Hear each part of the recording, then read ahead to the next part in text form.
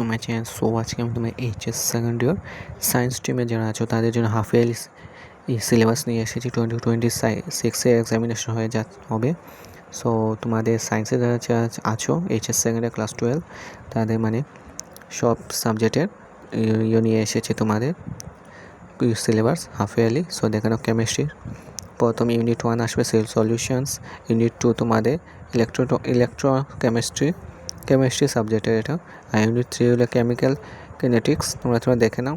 ডিএনএফ block elements, coordination compounds এইসব আসবে তোমাদের। নেক্সট হলো বোটানি, বায়োলজি দুটা সেকশন, বোটানি আর জিওলজি। বোটানিরগুলো দেখে নাও তোমরা। ইউনিট 6-এর চ্যাপ্টার 1 আসবে reproductions, sexual reproduction in flowering plants. Unit 8-এর আসবে তোমাদের biology in human welfare, chapter 8 microbes in human welfare.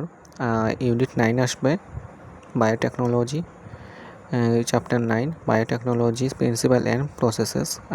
Unit 9-এ তোমার বায়োটেকনোলজি আবার chapter 10 biotechnology and it's application. Unit 10 আসবে তোমাদের ecology, chapter 14 bio resources of Assam. Geology তোমাদের ইউনিট 6 আসবে রিপ্রোডাকশনের, চ্যাপ্টার 2 হিউম্যান রিপ্রোডাকশন। আর ইউনিট 6 রিপ্রোডাকশন আবার আসবে তোমার চ্যাপ্টার 3 রিপ্রোডাক্টিভ হেলথ। এবার ইউনিট 6 তোমার জেনেটিক অ্যান্ড রেভলিউশন, এই chapter principal and inheritance and balance.